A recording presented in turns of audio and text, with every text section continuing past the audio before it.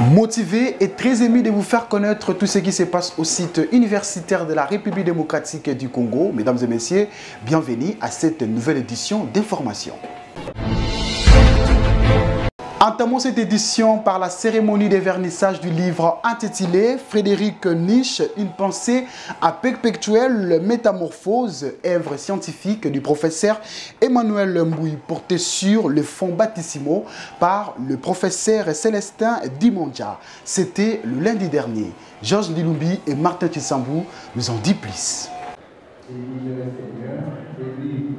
Il est un nouveau-né dans les bibliothèques congolaises, ses livres de 199 pages subdivisés à 4 chapitres. Cette œuvre purement scientifique, produite avec flexibilité de façon très philosophique par le professeur Emmanuel Mbouy, vient d'être mise à la disposition des scientifiques congolais à travers cette cérémonie de son vernissage. De prime abord, le recteur de l'Université catholique du Congo, professeur Abbé Léonard Santedi, a salué de vive voix cet apport scientifique intitulé Frédéric Nietzsche, une pensée en perpétuelle métamorphose, en soulignant qu'aborder la pensée de Nietzsche demande une intelligence soutenue et une recherche scientifique assidue, et ces livres participent au rayonnement de l'UCC, a-t-il souligné. Aborder la pensée de Nietzsche demande une intelligence soutenue et une recherche scientifique assidue, je dirais même passionnée, au sens latin de passion,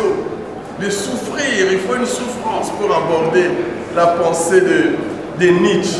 Ce bel ouvrage prouve le courage, la détermination et la persévérance dont a fait preuve le professeur Emmanuel Mbouy à travers la publication de ce volume qui traite des questions existentielles, des questions d'actualité, comme la métamorphose, l'aliénation, la désaliénation.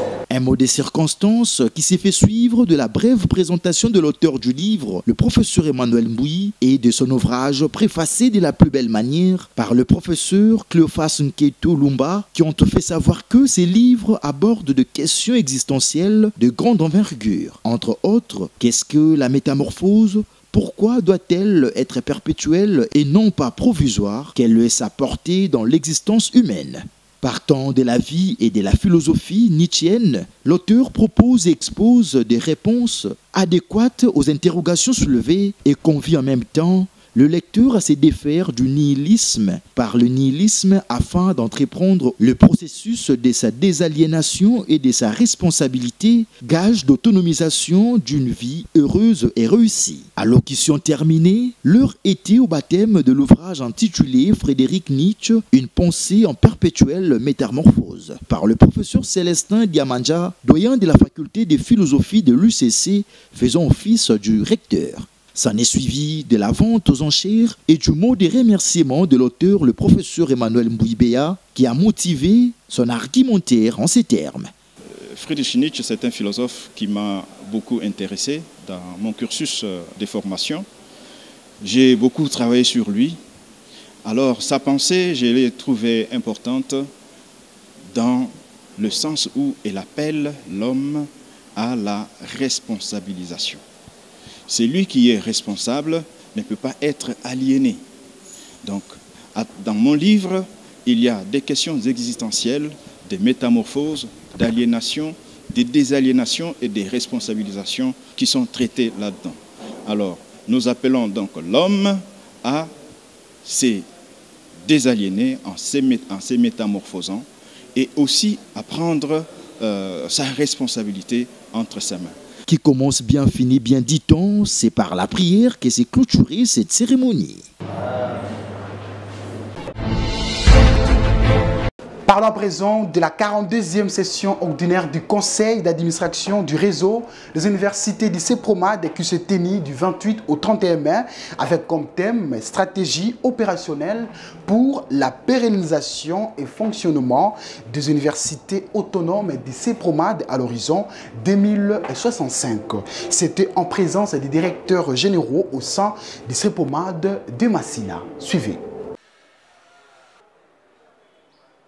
Monter les nouvelles stratégies de développement et de la pérennisation du réseau des universités du CEPROMAD, c'est l'objectif poursuivi par le président du conseil d'administration des universités du CEPROMAD, le professeur émérite Ntsamane Olutu, lors de la 42e session ordinaire du conseil d'administration des réseaux des universités de cet établissement universitaire qui s'est tenue du 28 au 31 mai 2024. Une session qui a réuni les directeurs généraux des universités du CEPROMAD venus de partout à travers le pays. La rectrice AI du CEPROMAD Massena, Madame Angel Hansine Saman, a d'entrée de jeu rappelé à l'assistance la quintessence de ces conseils avant que le professeur Godé Antuel Okel étale les raisons fondamentales de ces assises. Le 42e conseil, il était question d'approfondir les stratégies du développement du réseau et également la pérennisation de notre alma mater.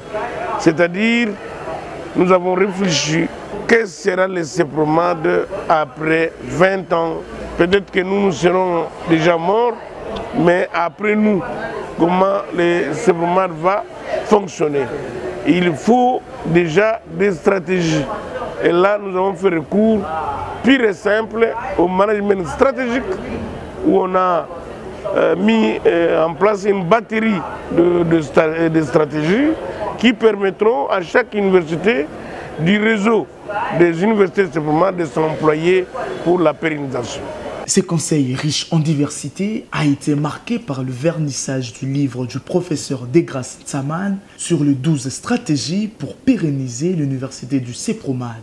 Après un fort moment d'échange entre le PCA des universités du CEPROMAD et les directeurs généraux, le conseil a pris les résolutions suivantes.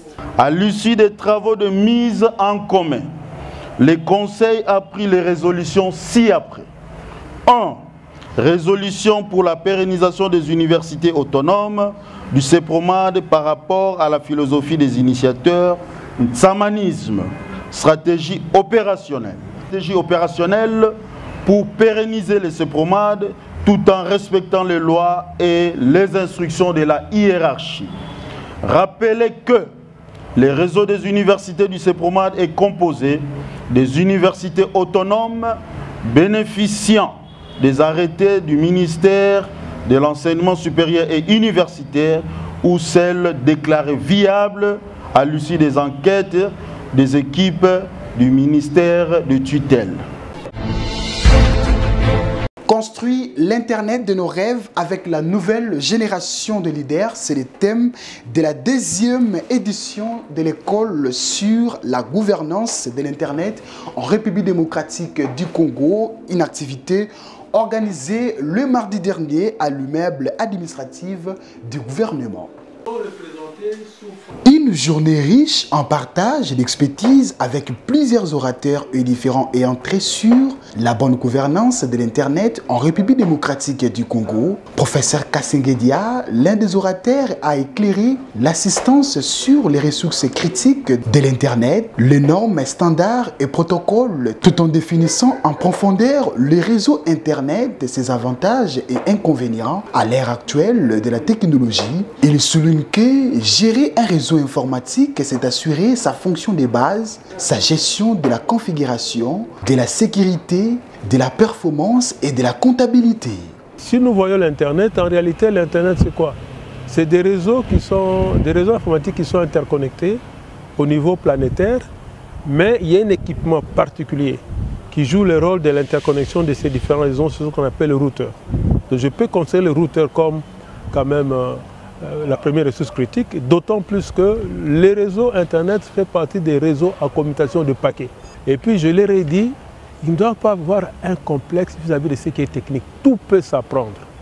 J'ai donné l'exemple de Peter Norton. C'est un médecin militaire qui s'est intéressé à la programmation, ainsi de suite, jusqu'à ce qu'aujourd'hui, c'est parmi les plus grands dans le domaine de la sécurité informatique, dans le domaine de cybersécurité. Il faut avoir la volonté.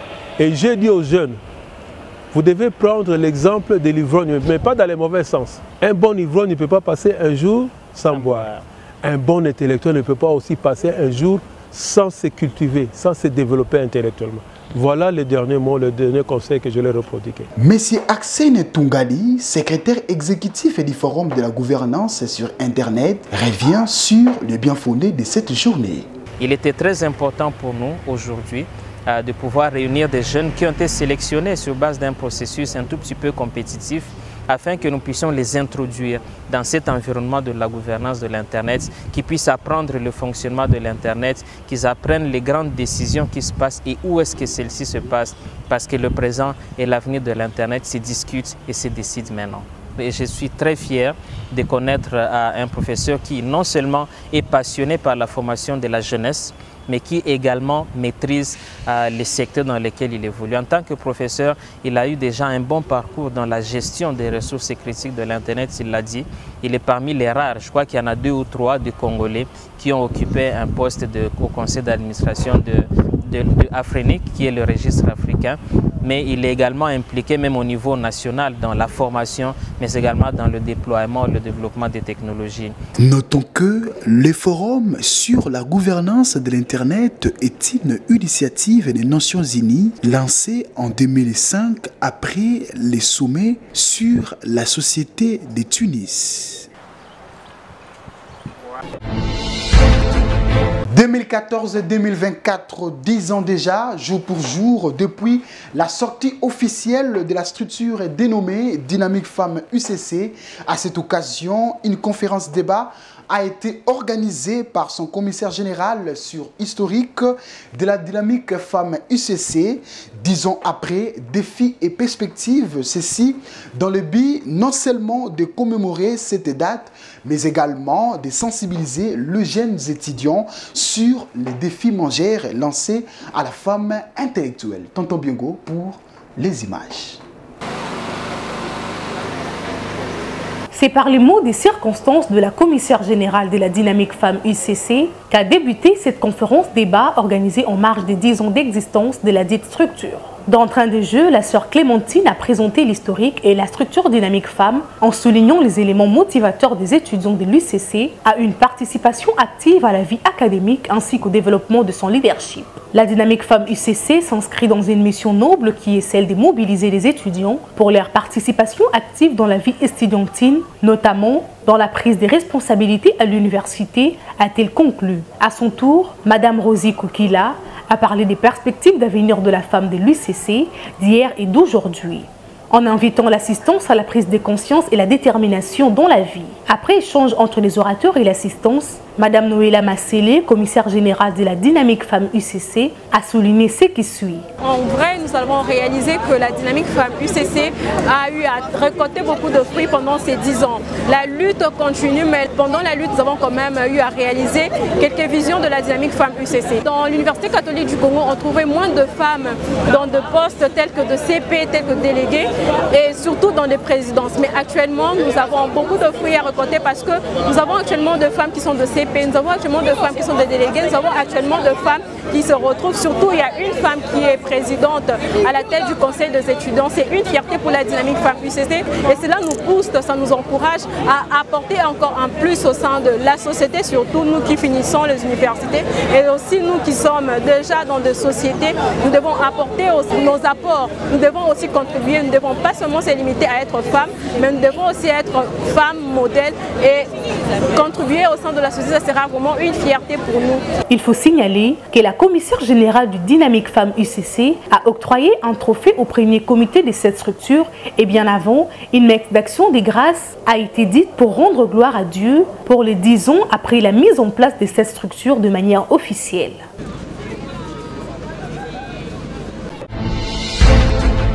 Comme vous constatez, nous sommes à la fin de cette grande édition du journal de la caméra. Exaucé Mapanga, une réalisation de Dr Lema, toujours sous la coordination de l'honorable et coordonnateur André Michongo Machara. Mesdames et messieurs, vivez longtemps et vivez heureux.